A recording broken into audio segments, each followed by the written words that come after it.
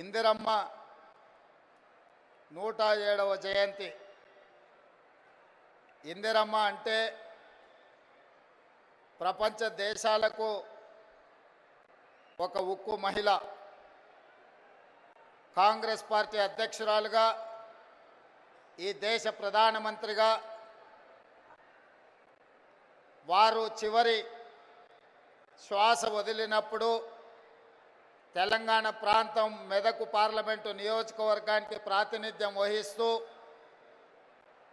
ఆఖరి శ్వాస వారు వదిలి ఈ గడ్డ మీద సూర్యచంద్రులు ఉన్నంతకాలం శ్రీమతి ఇందిరమ్మ పేరు మీద పేద ప్రజలకు, ముఖ్యంగా మా ఆడబిడ్డలకు, మా మహిళా సోదరీమణులకు సంక్షేమ అభివృద్ధి పథకాలను అందించాలని ఇందిరమ్మ రాజ్యాన్ని ఏర్పాటు చేసి ఇందిరమ్మ రాజ్యంలో ఆడబిడ్డల్ని కోటీశ్వరులను చెయ్యాలని ఈరోజు మన ప్రభుత్వం కంకణ బద్దులై ఈ వరంగల్ గడ్డ మీద కార్యక్రమాలను తీసుకోవడం జరిగింది. ఈ కార్యక్రమంలో నాతో పాటు ఉప ముఖ్యమంత్రి వర్యులు బట్టి విక్రమార్క గారు, మంత్రివర్గ సహచరులందరూ, పార్లమెంట్ సభ్యులు, శాసనమండలి సభ్యులు, శాసనసభ్యులు, ప్రభుత్వ సలహాదారులు, ఉన్నతాధికారులు, పార్టీ నాయకులు, పిసిసి అధ్యక్షులు, ప్రాణ సమానులైన 33 జిల్లాల నుంచి తరలి వచ్చిన మా ఆడబిడ్డలందరికీ కూడా హృదయపూర్వకంగా నేను నమస్కారాలు తెలియజేస్తున్నా. ఈ కార్యక్రమం మా ఆడబిడ్డలకే అంకితం. ఎందుకంటే ఈనాడు నేను తెలంగాణ రాష్ట్ర ముఖ్యమంత్రిగా అయినా, నేను ఆనాడు కాంగ్రెస్ పార్టీ తెలంగాణ శాఖకు అధ్యక్షుడిని అయినా ఆడబిడ్డల ఆశీర్వాదంతోనే, సోనియమ్మ ఇచ్చిన అవకాశంతో కాంగ్రెస్ పార్టీ అధ్యక్షుడు అవ్వడమే కాదు, వీడికి తరలి వచ్చిన వేలాది మంది ఆడబిడ్డలు గ్రామ గ్రామాన, తండాలలో, గూడాలలో, మారుమూల పల్లెల్లో ఇందిరమ్మ రాజ్యం రావాలి, మీ రేవంత్ అన్న ఈ తెలంగాణ రాష్ట్రానికి ముఖ్యమంత్రి అవ్వాలని మనసు నిండుగా ఆదరించి ఆహ్వానించి మీ భుజాల మీద మోసిండ్రు. కాబట్టి ఈరోజు ఈ వేదిక మీద ఉన్న పెద్దలందరూ నాతో సహా ఈరోజు వివిధ బాధ్యతలను నిర్వహిస్తున్నాం. మరి వివిధ బాధ్యతలను నిర్వహిస్తున్న మేము మీ ఆశీర్వాదంతో అవకాశం వస్తే మీకు కృతజ్ఞత తెలుపుకునే బాధ్యత, ఆడబిడ్డలకు అన్ని అవకాశాలు అందించాల్సిన బాధ్యత ఈరోజు మా పార్టీ మీద, మా ప్రభుత్వం మీద ఉన్నది. అందుకే ఆనాడు 2019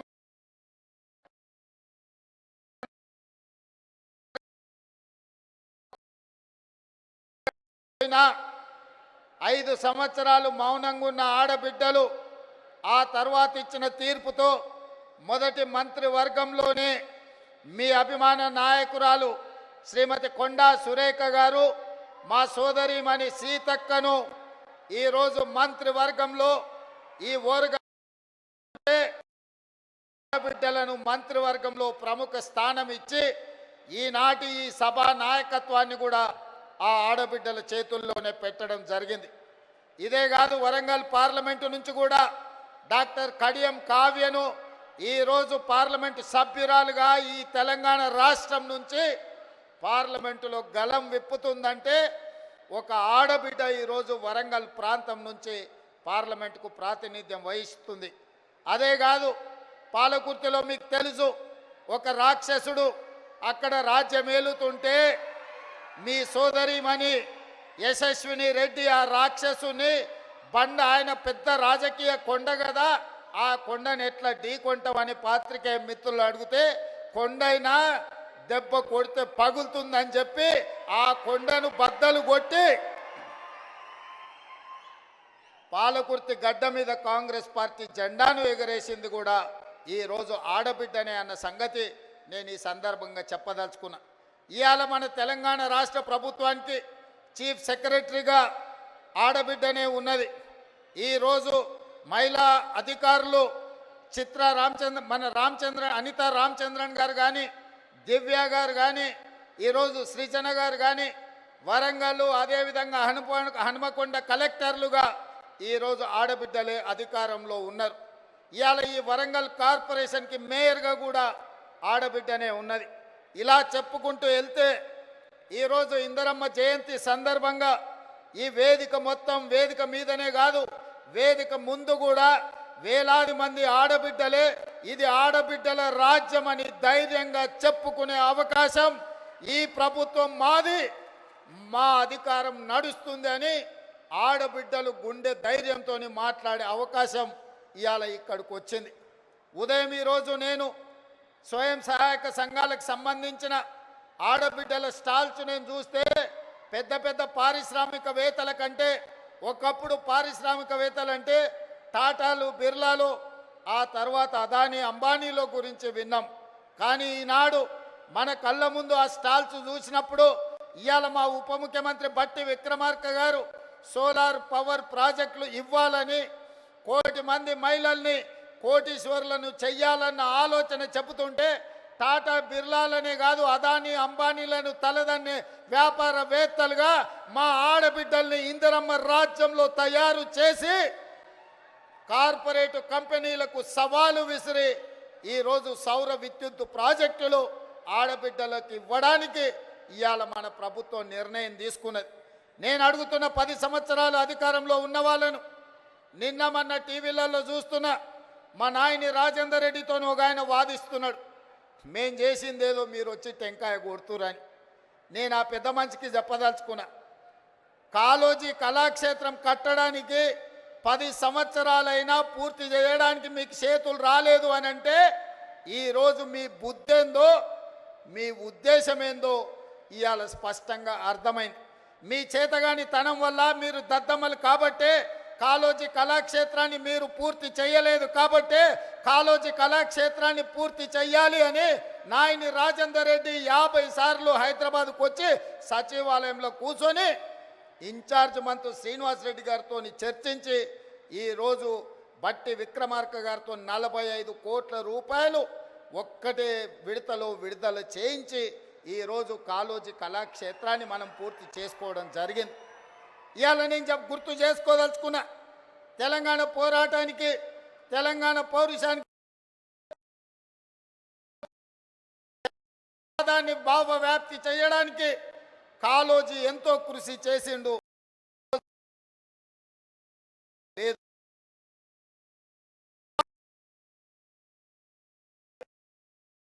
విధంగా ఒక బలమైన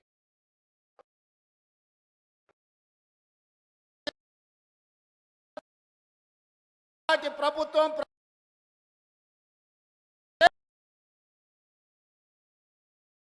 ఏ కాళోజీ స్ఫూర్తిగా ఇదే ప్రాంగణంలో రైతు సంఘర్షణ సభను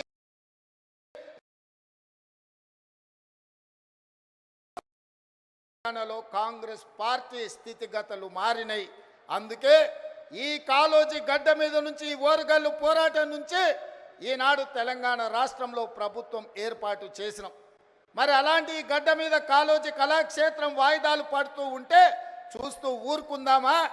ఏది ఏమైనా ఎంత ఖర్చైనా కాళోజీ కళాక్షేత్రాన్ని పూర్తి చెయ్యాలన్న పట్టుదలతోటి ఇవాళ కాళోజీ కళాక్షేత్రాన్ని పూర్తి చేసుకొని ఇందిరమ్మ జయంతి నాడు ఈరోజు మనం ప్రారంభించుకున్నాం. మీరు చెయ్యలే, మీరు చెయ్యాలన్న ఆలోచన చెయ్యలే. కనీసం చేసిన వాళ్ళను అభినందించడానికి మీ అధినేతలకు ఒకవేళ అభ్యంతరం ఉంటే మీరు నోరు మూసుకొనైనా ఉండండి తప్ప చేసే వాళ్ళ కాళ్ళల్లో కట్టెబెట్టాలన్న ఆలోచన చెయ్యకండి. వచ్చేసారి డిపాజిట్లు కూడా దక్కవు అని చెప్పి నేను వాళ్ళకి చెప్పదలుచుకున్నా. అదేవిధంగా మిత్రులారా, ఈ వరంగల్, హైదరాబాద్ ఆనాడు నిజాం రాజులు పాలించినప్పుడు ఈ వరంగల్ సామ్రాజ్యం, కాకతీయుల కంచుకోటలు, రాణి రుద్రమ, ప్రతాప రుద్రుడు ఒక పక్కన ఈ దేశానికి, ఈ ప్రపంచానికి తలమానికమైన ఒక గొప్ప పరిపాలన అందించి కాకతీయులు కట్టిన గొలుసుకట్టు చెరువులు ఇవాళ ప్రపంచానికే ఆదర్శమైన నగరం. ఈ నగరం చారిత్రాత్మకమైన నగరం. ఇక్కడ కట్టిన 1000 స్తంభాల గుడి కావచ్చు, రామప్ప దేవాలయం కావచ్చు, ఇలా చెప్పుకుంటూ పోతే ఇక్కడున్న కోటలు కావచ్చు, ఇక్కడున్న చెరువులు కావచ్చు, ఇక్కడున్న సంస్కృతి ప్రపంచానికి ఆదర్శంగా ఉండే గొప్ప నగరం. అలాంటి నగరం ఉమ్మడి రాష్ట్రంలోనే కాదు, ప్రత్యేక తెలంగాణలో కూడా చంద్రశేఖరరావు గారి చేతిలో మోసపోయి గోసపడుతుంటే ఈ నగరము ఇది పట్టణంగానే నిలిచిపోతే ఈ పట్టణాన్ని గొప్ప నగరంగా చెయ్యాలి. హైదరాబాదు నగరానికి పోటీ నగరంగా ఒక అద్భుతమైన అభివృద్ధి చేయాలని ఆలోచన పదే పదే మీ ఎమ్మెల్యేలు అటు పెద్దలు కడియం శ్రీహరి గారు, నాయన రాజేందర్ రెడ్డి గారు, అదేవిధంగా కొండా సురేఖమ్మ గారు, ఈ ప్రాంతంలో ఉండే ఎమ్మెల్యేలందరూ అన్నా నువ్వేం చేసైనా వరంగల్ పట్టణాన్ని నగరంగా మార్చాలి, ఎయిర్పోర్టు రావాలి, పరిశ్రమలు రావాలి, మా పిల్లలకు ఉద్యోగాలు ఇవ్వాలి, కాకతీయ యూనివర్సిటీ ఉన్న ఓరుగల్లును అభివృద్ధి పదం వైపు మీరు నడిపించాలి అని వాళ్ళు నన్ను నిద్ర పోనీయకుండా తిండి తిననీయకుండా నన్ను ముప్పు తిప్పల పెట్టిరు. సూచన 2-3 సార్లు అడిగి వదిలేస్తారేమో, మర్చిపోతారేమో అని. కానీ వాళ్ళు మర్చిపోలే, నిత్యం గుర్తు చేస్తూనే కలిసినప్పుడల్లా కాగితం తెచ్చి ఇచ్చేటోళ్ళు. ఇక ఈ సమస్యకు పరిష్కారం ఈ పనులు చేయాల్సిందే అని నిర్ణయించి మీ ఇన్ఛార్జ్ మినిస్టర్ పొంగులేటి శ్రీనివాసరెడ్డి గారు చెప్పిన మీరు పోయి వరంగల్లో ఉండండి, మాస్టర్ ప్లాన్ను మీరు మొత్తం అనుమతించండి, ఔటర్ రింగ్ రోడ్డును ఏర్పాటు చేయడానికి అంచనాలు వేయండి, ఏర్పాటు కోసం భూములు సేకరించండి, వరంగల్లో అండర్ గ్రౌండ్ డ్రైనేజ్ను పూర్తి చేయండి, ఎన్ని పనులు చేయాలనో ఈ వరంగల్ పట్టణాన్ని నగరంగా మార్చాలి, హైదరాబాద్తో పోటీ పడాలి, ప్రపంచం దృష్టిలో ఇదొక చారిత్రాత్మకమైన నగరంగా తీర్చిదిద్దాలి అని పొంగులేటి శ్రీనివాసరెడ్డి గారికి ఆదేశాలు ఇస్తే వారు నిద్రపోకుండా రోజుల కొద్ది ఇక్కడ కూర్చొని అధికారులతోని సమీక్షలు చేసి ఇందులో విధానపరమైన నిర్ణయాలు మాత్రమే నేను మా మిత్రులు బట్టి విక్రమార్క గారు తీసుకున్నాం. కానీ దీని అభివృద్ధి పదం వైపు నడిపించడానికి అవసరమైన సమీక్షలు మీ ఎమ్మెల్యేలు మీ మంత్రుల నేతృత్వంతో ఇన్ఛార్జ్ మినిస్టర్ పొంగులేటి శ్రీనివాసరెడ్డి గారు పూర్తి స్థాయిలో బాధ్యత తీసుకున్నారు. మా వరంగల్ మిత్రులందరినీ కూడా నేను అడుగుతున్నా, మీరు పెద్ద ఎత్తున చప్పట్లు కొట్టి అభినందించండి. ఎందుకంటే మీకోసం ఖమ్మం జిల్లా మీద కూడా దృష్టి పెట్టకుండా వరంగల్ జిల్లా మీద దృష్టి పెట్టి వరంగల్లో పనులు చెయ్యాలి అని కడియం శ్రీహరి గారు కలిసినప్పుడు వారు మాకు ముందు నుంచి చాలా సన్నిహితులు, మీకు తెలుసు. వారి పట్ల నాకున్న గౌరవం కూడా మీకు తెలుసు. వారు నాకు గుర్తు చేసి ఇవన్నీ చేయడం ద్వారా శాశ్వతంగా ప్రజల గుండెల్లో మనం నిలిచిపోతాం, మీ బాధ్యత, నీకు చిన్న వయసులో గొప్ప అవకాశం వచ్చింది, ఆనాడు మాకు అవకాశం వచ్చినా మేము చేయలేకపోయినాం, ఈనాడు మీరు చెయ్యి, మేము అండగా నిలబడతామని కడియం శ్రీహరి గారు నాతో 10 సార్లు మాట్లాడి ఇవాళ 5,500 కోట్లు, దాదాపుగా 6,000 కోట్ల రూపాయలు ఈ వరంగల్ నగరానికి ఇవాళ రాష్ట్ర ప్రభుత్వం మంజూరు చేసిందంటే వాళ్ళందరూ తీవ్రమైన కృషి వల్ల ఈరోజు మీకు దాదాపుగా 6,000 కోట్ల రూపాయలు వచ్చినాయి. అందుకే మిత్రులారా, ఈ వరంగల్ జిల్లా ప్రజలకు, ఈ ఉత్తర తెలంగాణ ప్రజలకు నేను ఒక్క మాట చెప్పదలుచుకున్నా. ఇది 2 శాసనసభ నియోజకవర్గాలకు సంబంధించిన అభివృద్ధి కాదు, మొత్తం ఉత్తర తెలంగాణకు సంబంధించిన ఆదిలాబాద్ కావచ్చు, ఖమ్మం కావచ్చు, కరీంనగర్ కావచ్చు, లేకపోతే వరంగల్ కావచ్చు, సగం నల్గొండ కావచ్చు, ఈ వరంగల్ ప్రాంతమే అత్యంత దగ్గరి ప్రాంతం. ఈడ జాతీయ స్థాయి ఎయిర్పోర్టు రావడం, జాతీయ స్థాయి పరిశ్రమలు రావడం, ఈ నగరంలో అండర్ గ్రౌండ్ డ్రైనేజ్ రావడం, కాకతీయ యూనివర్సిటీని అభివృద్ధి పదం వైపు నడిపిస్తే సగం తెలంగాణ అభివృద్ధి జరిగినట్టే. ఈ వరంగల్ అభివృద్ధి అనేది సగం తెలంగాణకు అభివృద్ధి చేసినట్టే అని భావించి ఈనాడు మా ప్రభుత్వం ఈ బాధ్యత తీసుకున్నది. ఇది పూర్తి చేసే వరకు నేను నిద్రపోను, మా అధికారులను, మా మంత్రులను నిద్రపోనీయనని మీకు నేను మాట ఇస్తున్నా. ఎందుకంటే నేను నిన్న మన మహారాష్ట్ర ఎన్నికల్లో పోయినా, ఎన్నికల్లో ఎక్కడ పోయినా ఎయిర్పోర్ట్లు ఉన్నాయి. నేను ముంబై, పూణేనే అనుకున్నా, కానీ సోలాపూర్ పోయినా, నాందేడ్ పోయినా, ఎక్కడికి పోయినా ప్రతి 100-150 కిలోమీటర్లకు బస్సు డిపోలు ఉన్నట్టు మహారాష్ట్రలో ఎయిర్పోర్టులు ఉన్నాయి. మన పక్కలో ఉన్న ఆంధ్రప్రదేశ్లో విజయవాడలో ఉంది, అదేవిధంగా తిరుపతిలో ఉంది, కర్నూలులో ఉంది, కడపలో ఉంది, అదేవిధంగా విశాఖపట్నంలో ఉంది, రాజమండ్రిలో ఉంది, ఆంధ్రప్రదేశ్లో కూడా ఎన్నో ఎయిర్పోర్టులు ఉన్నాయి.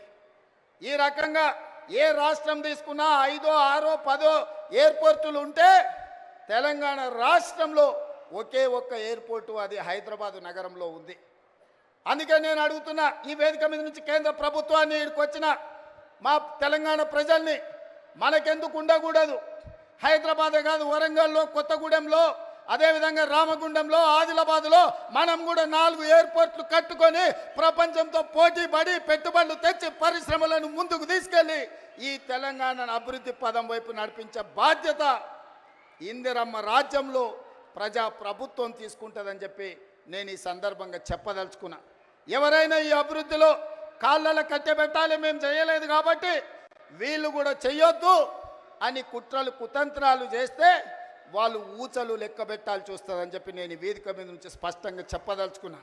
మీరు కుట్రలు చేయొచ్చు, మీరు కుతంత్రాలు చేయొచ్చు, అక్రమంగా సంపాదించిన సంపద పెట్టి కిరాయి మనుషులను దేవచ్చు. ఏమి చేసినా ఓ రోజు వెనుకో ఓ రోజు ముందో మీరు పన్నుతున్న కుట్రల్ని గుర్తిస్తాం, అందరిని బొక్కలో పెడతాం, ఊచలు లెక్క పెట్టిస్తాం అని చెప్పి నేను ఈ వేదిక మీద నుంచి స్పష్టంగా చెప్పదలుచుకున్నా. ఇవాళ ఒకడొకడు మాట్లాడుతున్నాడు. ఒక ఆయన పెద్ద మనిషి మన వచ్చి అన్నాడు, 10 నెలలనే తెలంగాణ ప్రజలు ఏం కోల్పోయారో వాళ్ళకి తెలిసిందని. ఏం కోల్పోయినరా? మా ఆడబిడ్డలకి ఇవాళ స్వేచ్ఛ వచ్చింది 10 ఏళ్ళ తర్వాత. సంఘాలలో ముందుకు వచ్చిండ్రు. మేము ఇవాళ ఆడబిడ్డల్ని కోటీశ్వరులను చేయాలనుకున్నాం.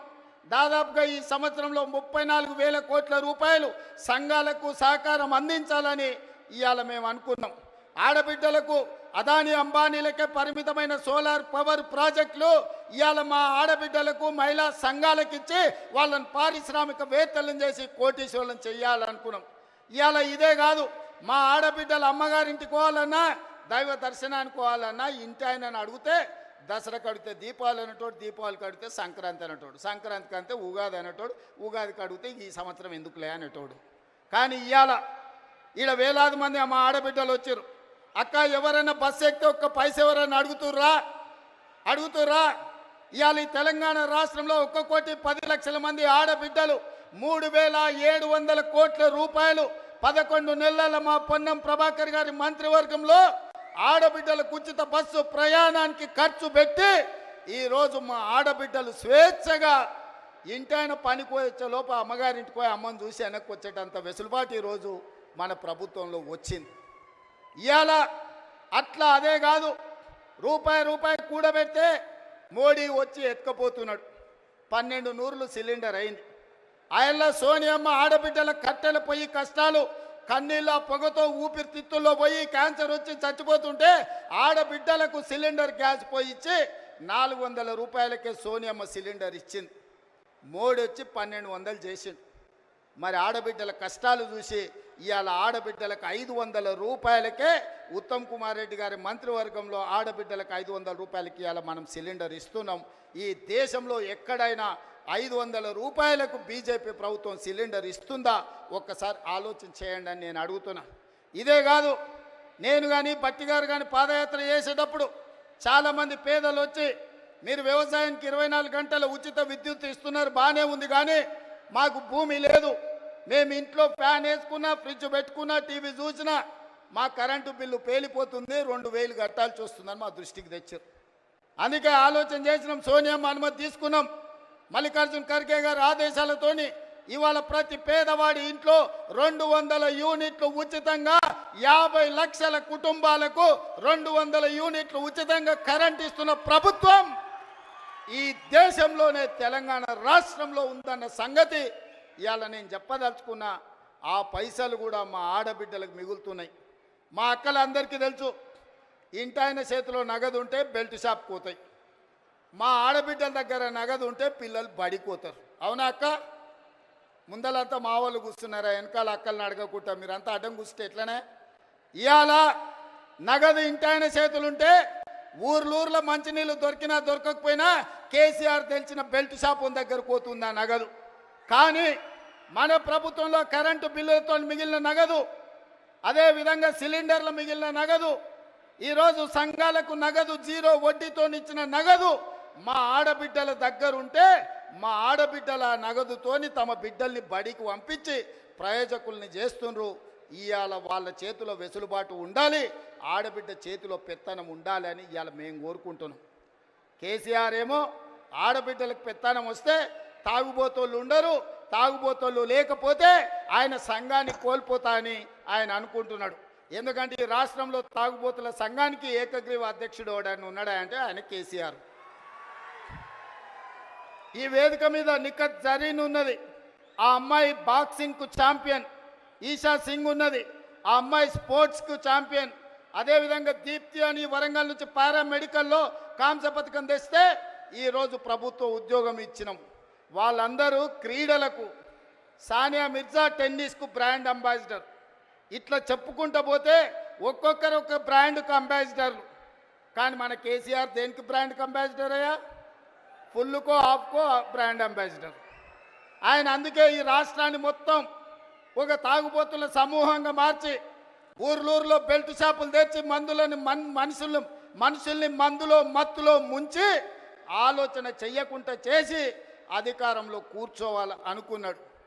కానీ తెలివిగల తెలంగాణ ప్రజలు తేరుకున్నారు, దిమ్మ తిరిగే జవాబు ఇచ్చిండ్రు. ఇవాళ ఆయన అంటున్నాడు ఏం కోల్పోయినరో తెలిసిందని.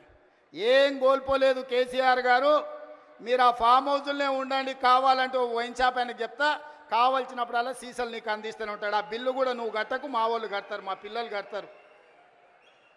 నీ ఇంట్లో 4 పదవులు కోల్పోయారు తప్ప తెలంగాణ సమాజం ఏం కోల్పోలే. నీ నౌకరి పోతే తెలంగాణ నిరుద్యోగ యువకులకు, నీ తండ్రి కొడుకుల నౌకరి ఊడగొడితే తెలంగాణ నిరుద్యోగ యువకులకు 10 నెలల 50,000 ఉద్యోగాలు ఇచ్చిన ప్రభుత్వం ఈ దేశంలో ఏదైనా ఉంది అంటే అది ఇందిరమ్మ ప్రభుత్వం. ఆ ఇందిరమ్మ ప్రభుత్వంలో 50,000 ప్రభుత్వ ఉద్యోగాలు ఇచ్చిన ఘనత నా మంత్రివర్గ సహచరులదని నేను ఈ వేదిక మీద నుంచి గర్వంగా నేను చెప్పదలుచుకున్నా. అదేవిధంగా ఇవాళ నీ కొడుకు నీది నౌకరి ఊడగొడితే ఇవాళ 23 లక్షల రైతు కుటుంబాలకు 25 రోజుల్లో మా భట్టి గారి చేతుల మీద 18,000 కోట్ల రూపాయల రైతు రుణమాఫీ చేసిన రాష్ట్రం ఈ దేశంలో ఉందంటే అది నా తెలంగాణ, నా ప్రభుత్వం, నా సహచర మంత్రివర్గ సభ్యుల సహకారంతో రైతులకు ఈరోజు 18,000 కోట్ల రూపాయల రుణమాఫీ చేసినాం. ఇంకా కొంతమందికి రావాలి, నాకు తెలుసు. అక్కడక్కడ ఇంకా కొంతమందికి తప్పులతోనో ఖాతాల నెంబర్లు సరిగ్గా లేకనో చిన్న చిన్న కారణాల చేత ఇంకా కొంచెం బకాయి ఉంది. 100% ఈ వేదిక మీద నుంచి ఆనాడు భద్రకాళి సాక్షిగా ఈ వరంగల్ గడ్డ మీద నుంచి చెప్పిన 15 ఆగస్టు లోపల 2 లక్షల రుణమాఫీ చేస్తా అన్నా, సమ్మక్క సారలమ్మ సాక్షిగా ఇలా చెప్పిన 18,000 కోట్ల రూపాయలు భద్రకాళి సాక్షిగా, సమ్మక్క సారలక్క సాక్షిగా 15 ఆగస్టు లోపల రైతుల ఖాతాలు వేసిన. ఇవాళ కూడా నేను మాట ఇస్తున్నా, ఈ వరంగల్ గడ్డ మీద నుంచి మాట ఇస్తే తల తెగిపడ్డా మడమ తిప్పకుండా ముందు నిలబడే లక్షణమున్న కాంగ్రెస్ పార్టీ కార్యకర్తను అందరి రైతులకు రుణమాఫీ చేసే బాధ్యత నాది. మీ ఖాతాలు సవరించుకోండి, మీ ఖాతాలలో ఉన్న తప్పులను సరిదిద్దుకోండి. మీ అందరికీ రుణమాఫీ చేసే బాధ్యత మా ప్రభుత్వం తీసుకుంటుంది. ఎవడో తప్పుడు మాటలు చెప్తే నమ్మకండి, మీకు అండగా నిలబడతా. 10 ఏళ్లలో వాళ్ళు చెయ్యండి, 1,00,000 రూపాయలు చేస్తామని 10 ఏళ్లలో 4 విడతలని ఎవరికి చేసిండ్రో అసెంబ్లీలో చర్చ పెడదాం. రమ్మను బిల్లారంగా ఎవరు వస్తారో చర్చకు. కానీ 10 నెలల మన ప్రభుత్వం చేస్తే 10 ఏళ్ళు వాళ్ళు చేయలేని పని మనం చేసినాము. అభినందించడానికి నోరు రాకపోయింది, కానీ రోజు కాళ్ళలో కట్టెబెట్టాలని కట్టెలు తీసుకొని తిరుగుతారు బిల్లారంగలు ఇద్దరు. ఇట్లాంటి పరిస్థితుల్లో ఈ రాష్ట్రంలో ఆర్థికంగా వాళ్ళు చేసిన అప్పులు 7 లక్షల కోట్లు. ఇవాళ ఈ రాష్ట్రంలో ప్రతి నెల వస్తున్న ఆదాయం, పాత్రికేయ మిత్రులారా రాసుకోండి, ప్రతి నెల ఈరోజు తెలంగాణ రాష్ట్రంలో వస్తున్న ఆదాయం 18,500 కోట్లు. ఈ 18,500 కోట్లల్లో 6,500 కోట్లు దాదాపుగా ప్రభుత్వ ఉద్యోగులకు జీతాలు పెన్షన్ల కింద పోతున్నాయి. ఇంకొక 6,500 కోట్లు కేసీఆర్ చేసిన 7 లక్షల కోట్లకు అప్పు మిత్తి కింద కట్టడానికి పోతున్నాయి. ఈ 13,000 కోట్లు జీతభత్యాలకు కేసీఆర్ మన నెత్తి మీద మోపిన అప్పుకు ఇవాళ పోతే మిగిలిన 5,500 కోట్లు ప్రతి నెల ఆదాయం ఉంటే ఎన్నో రకాల ఇబ్బందులను ఎదుర్కొని కడుపు కట్టుకొని అవినీతిని నిర్మూలించి రూపాయి కూడబెట్టి ఇవాళ రైతు రుణమాఫీ చేస్తే మమ్మల్ని అభినందించడానికి నీ మనసు లేదు. కానీ ఈరోజు మమ్మల్ని శాపనార్థాలు పెట్టే ప్రయత్నం చేస్తున్నారు. అందుకే ఇవాళ కేసీఆర్ బాధపడుతుండు. ఎందుకంటే రైతులకు రుణమాఫీ రేవంత్ రెడ్డి చేసే కదా, ఇంకా నాకేం మిగులుతుంది చెప్పనే. ఒరేసుకుంటే ఆనాడు ఉరి అన్నాడు, అవునా? ఒరేసుకుంటే ఉరేసుకున్నట్టే అని కేసీఆర్ ముఖ్యమంత్రిగా మాట్లాడిండా లేదా? అలాంటి చంద్రశేఖర్ రావు ఆయన 150 ఎకరాలు ఫామ్ హౌస్లో ఒరేసుకుంటే ఆ వివరాలన్నీ బయటపెట్టి బండారం బయటపెట్టి బండకేసాయల్లో కొట్టిన. ఇవాళ బాజాబ్తా తెలంగాణ సమాజం 66 లక్షల ఎకరాలల్లా 1,53,00,000 మెట్రిక్ టన్నుల వరి ధాన్యాన్ని స్వతంత్రం వచ్చినప్పటి నుంచి ఈ రోజు వరకు ఏ రాష్ట్రం, ఉమ్మడి రాష్ట్రం ఆంధ్రప్రదేశ్లో కూడా 23 జిల్లాలు ఉన్నప్పుడు కూడా ఇంత పంట రాలే. ప్రపంచ రికార్డు ఇవాళ తెలంగాణ రాష్ట్రం 66 లక్షల ఎకరాలలో 1,53,00,000 మెట్రిక్ టన్నుల వరి ధాన్యాన్ని పండిస్తే ఎంఎస్పి ఇవ్వడమే కాదు, సన్న వడ్లకు 500 రూపాయల బోనస్ ఇచ్చి కొంటున్న రాష్ట్రం ఈ దేశంలోనే తెలంగాణ రాష్ట్రం ఉంది. రైతులను ఆదుకున్న ప్రభుత్వం ఇందిరమ్మ రాజ్యంలో ప్రజా ప్రభుత్వం అని నేను చెప్పదలుచుకున్నా. ఇవన్నీ కోల్పోయిన టాన్ కేసీఆర్ని అడుగుతున్నా, నీ దుఃఖమేందో నీ బాధ ఏందో నువ్వు చెప్పింది నిజమైతే రా, అసెంబ్లీలోకి రా, చర్చ పెడదాం. తారీఖు నిర్ణయించు చంద్రశేఖరరావు, ఏ రోజు చెప్తావో ఏ సమయం చెప్తావో ఆ రోజు అసెంబ్లీ పెడతా రా. నువ్వు ఓడితే ఇంట్లో పోయి బంతవా? రాహుల్ గాంధీని చూసి సిగ్గు తెచ్చుకో. 3 సార్లు ఓడిపోయినా ప్రతిపక్ష ఉండి కన్యాకుమారి నుంచి కశ్మీర్ వరకు 150 రోజులు 4,000 కిలోమీటర్లు మండు టెండలో మంచు కొండలో పాదయాత్ర చేసి ప్రజలకు అందుబాటులో ఉన్నోడు అంటే బాధ్యతాయుతమైన ప్రతిపక్ష నాయకుడు. అధికారంలో ఉంటే దోసుకుంటా, ప్రతిపక్షంలో ఉంటే ఫామ్ హౌస్లో వండుకుంటా. ఇదా నీ విధానం? నిజంగానే ప్రజలు కష్టాలలో ఉంటే ఫామ్ హౌస్లో గాడిది పండ్లు దొమ్ముతున్నావా? రా, ప్రజల్లోకి వచ్చి మాట్లాడు. ప్రతిపక్షంగా ఏం సూచన చేస్తావో చెయ్యి ప్రభుత్వానికి. మేము వినడానికి సిద్ధంగా ఉన్నాం. నువ్వు లేవనెత్తిన అంశాలు సహేతుకమైనవైతే సరిదిద్దడానికి సిద్ధంగా ఉన్నాం. నువ్వు రావు. ఆ చిల్లరగాళ్ళని ఇద్దరిని ఊరి మీదకి వదిలిండి, అది చూసిన ఆంబోతులాగా. ఊర్లలో దేవుళ్ళకి వదులుతారు కదా దున్నపోతులని తెలుసు కదా, అది 7 చేనుల మేసి వచ్చినా ఏమనం. దేవరకు వదులుతాం కదా అచ్చొచ్చిన వాటిని, దేవరకు వదిలే ఓ రోజు బలి ఇస్తారు. ఆ ఇద్దరిని అచ్చోసిన వాళ్ళలాక ఊరి మీదకి వదిలి ఈరోజు ఏది పడితే అది మాట్లాడుతారు. ఏమన్నా అర్థం పర్థం ఉందా? ఒక్కసారి ఆలోచన చేయండి మిత్రులారా. ఇంకా ఆ పక్కన లావు మనగాళ్ళు లడాయిపోతే వెనకాల 3 నూకుడు మనగాళ్ళంట. ఆయన కిషన్ రెడ్డి అనటాన్ని ఇంకొక ఆయన ఉన్నాడు. కేటీఆర్ ముందు రోజు మాట్లాడతాడు, రెండో రోజు కిషన్ రెడ్డి మాట్లాడతాడు. మనం గుజరాత్లో Sabarmati river development front Modi గారు అభివృద్ధి చేస్తే సప్పట్లు కొడతాడు. మా మోడీ చూడు గుజరాత్లో గొప్పగా చేసిండని.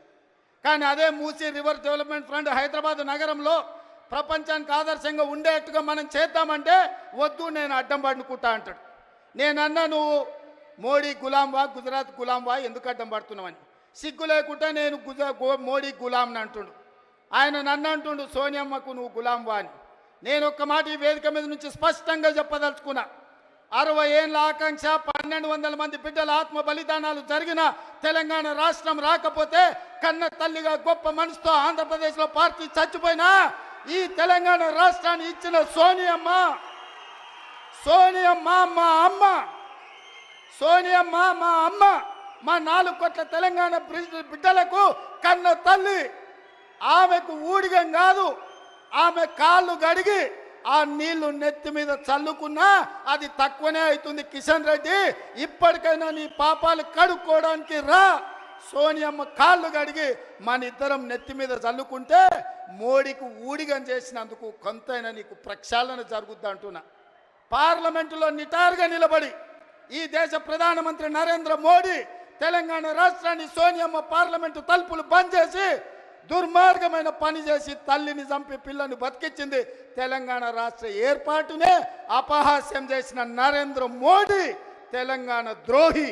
అలాంటి తెలంగాణ ద్రోహికి నువ్వు బానిసవై గులామువై నువ్వు గుజరాత్ పోతే నువ్వు గుజరాత్ పోయి గార్దులను కాసుకో. కిషన్ రెడ్డి, ఈ తెలంగాణలో ఒక్క నిమిషం కూడా నీకు ఉండడానికి అర్హత లేదని నేను చెప్పదలుచుకున్నా. ఇన్ని రోజులు నువ్వు అంటే గౌరవ మర్యాద ఉండే, అందుకే మాట్లాడేటప్పుడు ఆచితూచి మాట్లాడేటోని కిషన్ రెడ్డి గురించి. కానీ కిషన్ రెడ్డి మీద ఉన్న గౌరవం నాకు 100% పోయింది. తెలంగాణ రాష్ట్ర ఏర్పాటుని వ్యతిరేకించి తెలంగాణ రాష్ట్ర పౌరుషాన్ని అవమానించిన నరేంద్ర మోడీకి నువ్వు గులాంగా మారినవంటే నువ్వు తెలంగాణ బతకడానికి అర్హత కోల్పోయినావు కిషన్ రెడ్డి. తట్టపెట్ట సర్దుకొని నడువు గుజరాత్కు, నువ్వు ఆన్ని పోయి గులాంగిరి చేసుకో. నేను మళ్ళొక్కసారి చెప్పదలుచుకున్నా, సోనియమ్మ కనికరం వల్ల, సోనియమ్మ త్యాగం వల్ల 60 సంవత్సరాల మా తెలంగాణ రాష్ట్ర స్వప్నం నిజమైంది. ఇవాళ సోనియమ్మకి ఎంత చేసినా తక్కువే. ఆ సోనియమ్మ కాళ్ళు గడిగి నెత్తి మీద చల్లుకోవడానికి మేమందరం సిద్ధంగా ఉన్నాం. ఇది అవమానంగా కాదు, ఆత్మ గౌరవంగా మేము భావిస్తున్నాం. కిషన్ రెడ్డి, ఆ తల్లే లేకపోతే ఈ తెలంగాణ రాష్ట్రమే లేదు.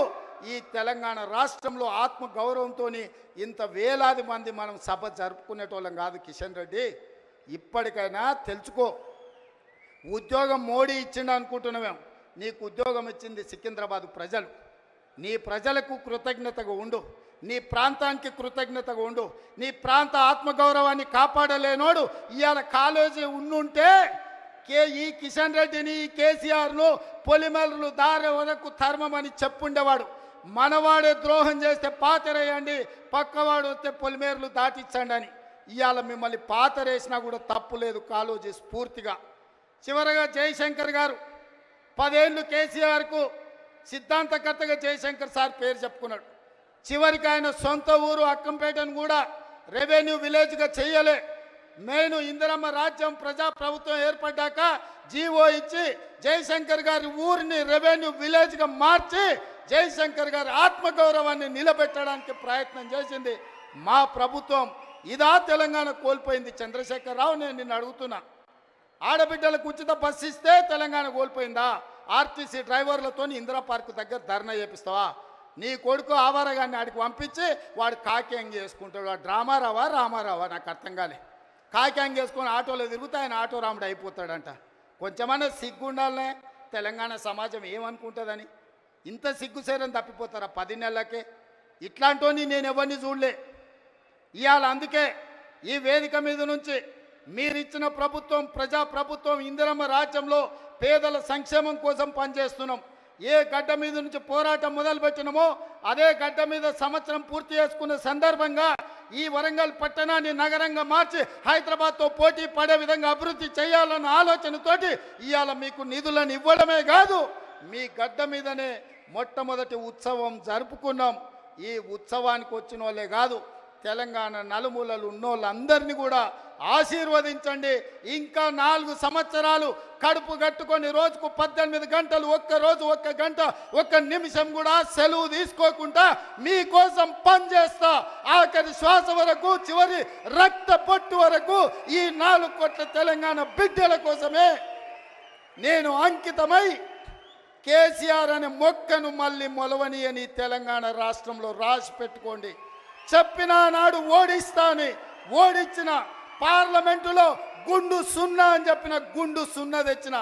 ఇవాళ నీ పార్టీని మళ్ళీ మొలకెత్తని ఇయ్యనని ఈ వరంగల్ గడ్డ మీద నుంచే చెప్తున్న కేసీఆర్, కాసుకో, చూద్దాం ఏందో మా కార్యకర్తల పౌరుషమో, నీ తాగుబోతు విధానాలు, కుట్రలు, కుతంత్రాలు తేల్చుకుందాం.